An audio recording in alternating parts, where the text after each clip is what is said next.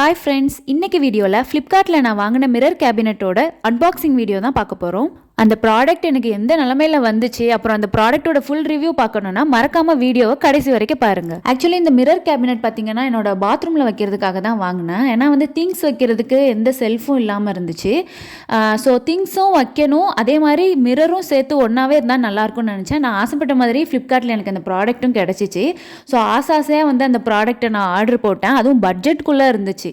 இந்த ப்ராடக்ட் பார்த்திங்கன்னா நான் வாங்கும்போது 673 ரூபாய்க்கு தான் வாங்கியிருக்கேன். ஆனால் இப்போ இந்த ப்ராடக்ட்டோட ரேட்டு பார்த்திங்கன்னா 900 ரூபாய்க்கு மேலே இருக்குது.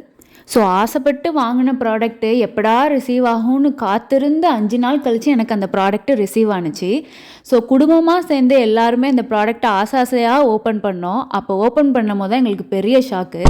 பேக்கிங்கெல்லாம் பார்த்திங்கன்னா பலமாக இருந்துச்சு. நல்ல பேக்கிங்கெல்லாம் சூப்பராக பண்ணியிருந்தாங்க. நான் நினச்சதை விட சைஸு பார்த்திங்கன்னா நல்லா பெருசாக தான் வந்துருந்துச்சு. நான் சின்னதாக இருக்கும்னு நினச்சி தான் வாங்கினேன். ஆனால் நல்லா பெருசாக இருந்துச்சு. நம்ம ஆர்டர் பண்ணதை விட சூப்பராக வந்திருக்கேன்னு ரொம்ப ஆனந்தமாக இருந்துச்சு. கடைசியில் ஓப்பன் பண்ணி பார்த்தா ஐயோ சல்லி சல்லியா நொறுக்கிட்டீங்களடா. எல்லாருக்கும் மனசே நொறுங்கி போச்சு. ஏன்னா நம்ம ஒரு ப்ராடக்ட் ஆர்டர் பண்ணிட்டு அது வர வரைக்கும் நம்மளுக்கு அவ்வளோ ஹாப்பியாக இருக்கும். அது எப்படா ரிசீவ் ஆகும்னு நம்ம காத்துக்கிட்டே இருப்போம். ஓப்பன் பண்ணி பார்க்கும்போது இந்த நிலமையில இருக்கவுமே எல்லாருக்குமே ரொம்ப கஷ்டமாயிருச்சு.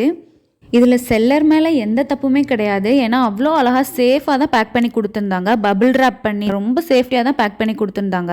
இது ஃபுல்லாகவே லாஜிஸ்டிக்கில் நடக்கிற பிரச்சனை தான். ஏன்னா ப்ராடக்ட்டை அவங்க மதிக்கவே மாட்டுறாங்க. எல்லா ப்ராடக்ட்டையும் மேலேருந்து தூக்கி தூக்கி போடுறதுனால இந்த மாதிரி உடஞ்சி தான் வருது. கண்ணாடி பொருள் ஆர்டர் பண்ணாலே இந்த மாதிரி உடஞ்சி தான் நம்மளுக்கு ரிசீவ் ஆகுது மோஸ்ட்டாக. இதில் பாதிக்கப்பட போகிறது செல்லர் தாங்கிறது எனக்கு இப்போ நான் செல்லரானதுக்கப்புறம் தான் எனக்கு நல்லாவே புரியுது. ஆனால் என்ன பண்ணுறது, இதை வச்சுருந்து நம்ம ஒன்றும் செய்ய முடியாது. ஸோ நான் ரீப்ளேஸ்மெண்ட் போட்டேன். ரீப்ளேஸ்மெண்ட் போட்டு ஒரு 5 நாள் கழிச்சு எனக்கு புது ப்ராடக்ட் ரிசீவ் ஆகிருச்சு. ஆனால் டெலிவரி அண்ணங்கிட்டே நான் சொல்லிட்டேன், நீங்களே ஓப்பன் பண்ணிடுங்க, ஓப்பன் பண்ணி பார்த்துட்டு உடஞ்சிருந்துச்சுன்னா கையோடு எடுத்துகிட்டு போயிருங்க அப்படின்னு சொல்லிட்டேன். பார்த்தா ஓப்பன் பண்ணி பார்த்தா சூப்பராக வந்துருந்துச்சு. அப்பாடா, நல்லபடியாக நம்ம ஆர்டர் பண்ண ப்ராடக்ட் ஒரு வழியாக வந்துருச்சு அப்படின்னு சொல்லிட்டு செம்ம ஹாப்பியாக இருந்துச்சு.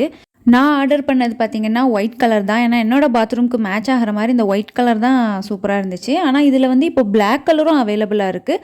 உங்களுக்கு பிளாக் பிடிக்கும்னா நீங்கள் அந்த கலர் ஆர்டர் பண்ணிக்கலாம்.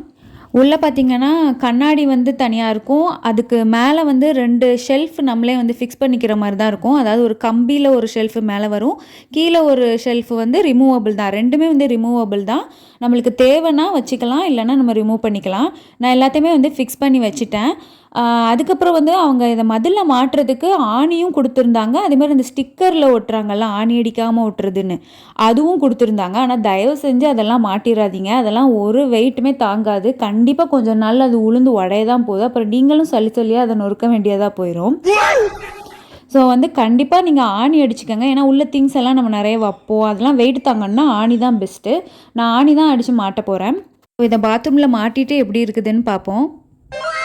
ஸோ இதுதான் ஃபைனல் லுக். நம்ம ஒரு வழியாக நம்ம ஆசைப்பட்ட கேபினெட்டை நம்ம பாத்ரூமில் மாட்டியாச்சு. நான் எக்ஸ்பெக்ட் பண்ணதை விட செம்ம மேட்சிங்காக இருந்துச்சு. அதுவும் அந்த கார்னரில் தான் நான் யோசித்து வச்சுருந்தேன். அதே மாதிரி அந்த கார்னரில் ஃபிக்ஸ் பண்ணிட்டேன். ரொம்ப சூப்பராக இருந்துச்சு. பாத்ரூமே அப்படியே லக்ஸூரியஸாக மாறுற மாதிரி இருக்குது. எந்த திங்ஸுமே வெளியே தெரியல, எல்லாமே அழகாக உள்ளக்க போயிடுச்சு. அந்த கண்ணாடி மட்டும்தான் வெளியே இருக்க மாதிரி இருக்குது. பின்னாடி கபோர்டு இருக்குங்கிறதே தெரியாத அளவுக்கு ரொம்ப அழகாக இருந்துச்சு. இதோட ஹைட் மெஷர்மெண்ட் நான் சொல்லிடுறேன். இதோட ஹைட்டு பார்த்திங்கன்னா ஃபுல் ஹைட்டு 21.5 இன்ச் எனக்கு வந்துச்சு. அதாவது மேலேயும் கீழேயும் உள்ள ஷெல்ஃபையும் அந்த ஸ்டாண்டை சேர்த்து தான் நான் சொல்கிறேன். 21.5 இன்ச்சு வந்துச்சு. அது மாதிரி அகலம் பார்த்திங்கன்னா சைடில் இந்த கண்ணாடி திறக்கிறதுக்காக ஒரு கர்வ் கொடுத்துருக்காங்கல்ல, அதையும் சேர்த்து தான் சொல்கிறேன். அது 12.5 இன்ச்சு இருக்குது. அது மாதிரி நான் ஃபஸ்ட்டு ஃபிக்ஸ் பண்ணும் போது பார்த்திங்கன்னா கார்னராக இருக்கணும், கார்னராக வைங்கன்னு சொல்லிட்டு ஓரமாக ஃபிக்ஸ் பண்ணிட்டோம். பார்த்தா ஃபிக்ஸ் பண்ணிட்டு போனதுக்கப்புறம் அந்த டோரை ஓப்பன் பண்ணி பார்த்தா ஓப்பனே பண்ண முடியல. ஏன்னா அந்த கர்வாக ஒன்று கொடுத்துருக்காங்கல்ல, அது அப்படியே மதிலில் தட்டுப்படுது.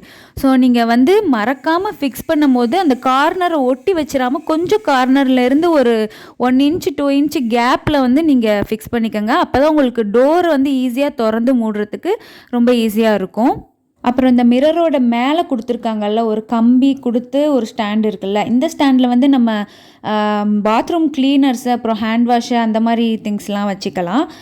அப்புறம் கீழே இருக்க ஷெல்ஃபு பார்த்திங்கன்னா ரொம்ப யூஸ்ஃபுல்லாக இருக்கும். ஏன்னா நம்ம குளிக்கும் போது வந்து சோப்பை வைக்கிறதுக்கு ஒரு இடம் தேவைப்படும்ல, அது வந்து இந்த இடத்துல நம்ம சோப்பை வச்சுட்டு குளிச்சிக்கலாம். அந்த குளிக்கும் போது தேவைப்படுற ஐட்டம்ஸ் வந்து இந்த இடத்துல எடுத்து வச்சுட்டு நம்ம குளிச்சுட்டு திருப்பி உள்ளே வச்சுக்கிற மாதிரி இருக்கும். அதுவும் சோப்பு வலிக்கு கீழே விழாமல் இருக்கிறதுக்கு ஒரு டிசைன் கொடுத்துருக்காங்க பாருங்கள், அதெல்லாம் சூப்பராக இருந்துச்சு.